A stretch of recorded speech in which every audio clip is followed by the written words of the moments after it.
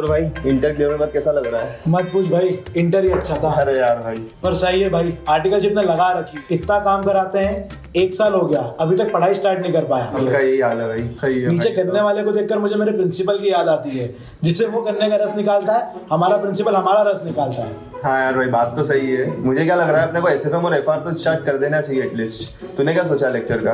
भाई लेक्चर तो ऐसे होने चाहिए जो कम ड्यूरेशन के हों और मोस्ट इंपॉर्टेंट हमें पास भी करा दें। भाई मेरे को क्या लगता है, देख एफआर और एसएफएम के अंदर रिस्क नहीं ले सकते हैं कि कम ड्यूरेशन का अपन ले लें। अपने को इसके कम से कम 60+ तो स्कोर करना ही चाहिए। और अपन अक्षत से भी तो पूछ सकते हैं। हाँ यार, that can be done.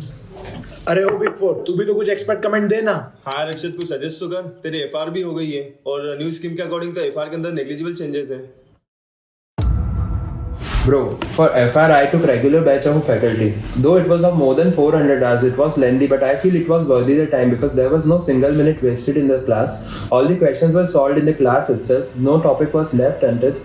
So I feel I am very much confident in this subject. Rest, you people are smart enough to decide. I have some important emails to clear right now. Thanks.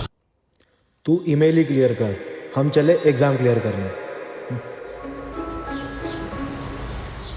देख भाई, अपने को पढ़ना तो sir से ही है, क्योंकि इन डेज एग्जाम्स और इंटरव्यू में बहुत काम आते हैं। Let's take no chance. अरे भाई, ये बिग फोर को तो रैंक लानी है, अपनी तो 400 पे ही रैंक है। सही है भाई। चल भाई।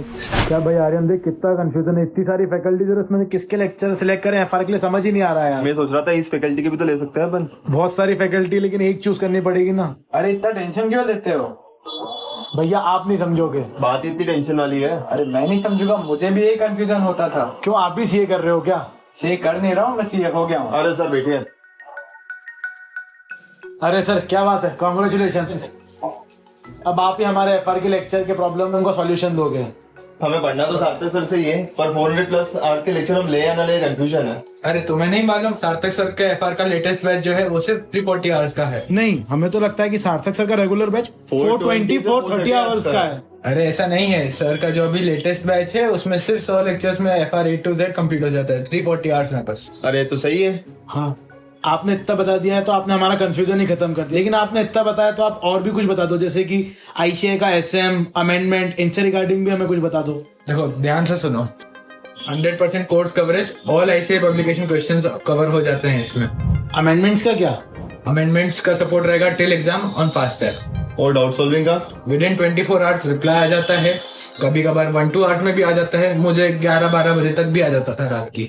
ये अच्छा है। वही तो भाई, ये सब तो ठीक है, बट पास तो हो जाएंगे ना? अरे May 22 अटेम्प्ट में सर के 33 AIRs थे, उसमें से ज्यादातर ने एफआर और ऑडिट दोनों सर से ही लिया था।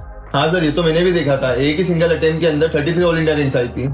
फिर तो ये सबसे बेस्ट है। वही तो, और क्या ही चाहिए स्टूडेंट को। और सबसे बेस्ट बात, एग्जाम से 2-3 महीने पहले सर का पावर बैच ले लो, 70 आवर्स में पूरा एफआर रिवाइज, वो भी फ्री। भैया आ गया समझ में, आज से तो एफआर स्टार्ट कर ही देते हैं। चलते हैं फिर अपन। कहाँ चलते हैं, अब तो सीधा फास्ट जाएंगे और एफआर के लेक्चर कॉपी कराएंगे। चल लेते हैं। चलो।